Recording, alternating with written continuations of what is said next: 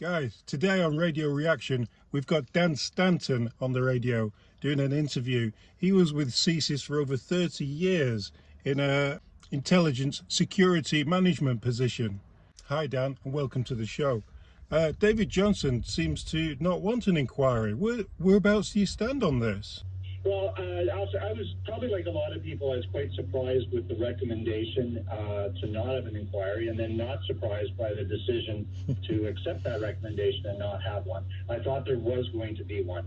I thought there was kind of a critical mass of reporting or alleged reporting that was building, particularly in the last few months, that there would really be no choice but to say, okay, like you said, transparency, in the interest of transparency and openness, we're going to have a public review for Canadians. And so I was quite surprised, but I think it's consistent with the damage control the government's been doing since November, which has been kind of poor. They've been filibustering and it's just one thing after another, saying CSIS didn't send a report, and then whoops, they did send a report.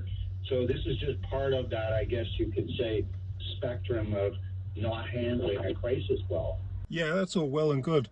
But when you look into the report that Johnston has done, he's saying there is some urgency here, and by the looks of it, he's blaming all this on CSIS.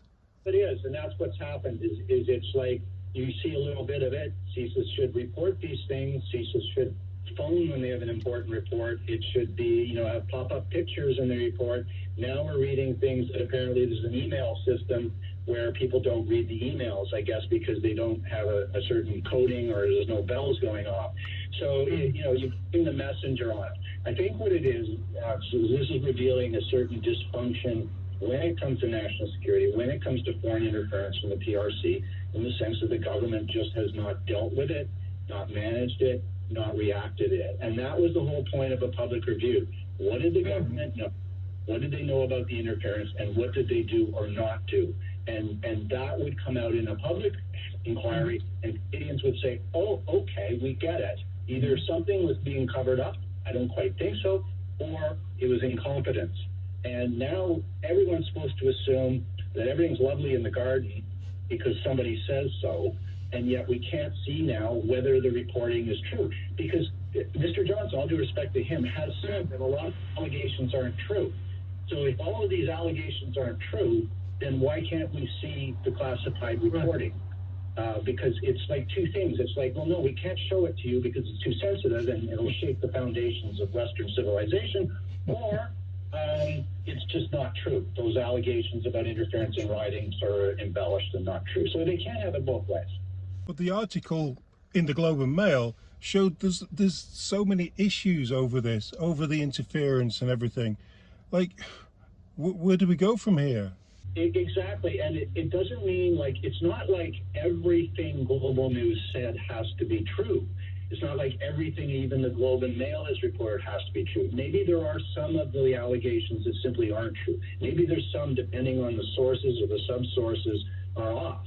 But my sense is that there is something there, and I think a lot of Canadians see, like you say, so much of this double-barreled reporting duplicated in some ways with both news organs, that there is something serious that was reported and not reacted upon. But I can live with the fact that one piece of a report or some aspects of it, perhaps on the MP, may not be true. But it doesn't mean that it's all this. The biggest thing people fear in China, it's the police. And then you've got these police stations popping up all over the place. Apparently they're being shut down, and then they're popping back up like whack-a-mole in games. And so if you're a Canadian of Chinese background, where your community has been harassed for 30 years by the PRC in Canada, and now you've got these stations, and this is the most blatant manifestation of foreign interference. So not even a big intelligence threat, because they're right in your face. You can find them, walk by them, you can look and wave at them, and yet the government has done nothing against it. So that's another thing that would come up in the review. It's not just the electoral interference. It's what in the last few years has the government done with all the warnings and all the information of PRC interference in Canadian society. Exactly, Dan. I'm glad you brought up the Chinese police stations Australia have been warning us about this for ages, and Michael Chung also warned us about this. So what's your greatest concern? What I think is going to happen is I think there is going to be a public inquiry, because I think the pressure is just mounting, either through the media, such as yourself, or simply through, I guess you could say, opposition pressure, because I think people just aren't buying it.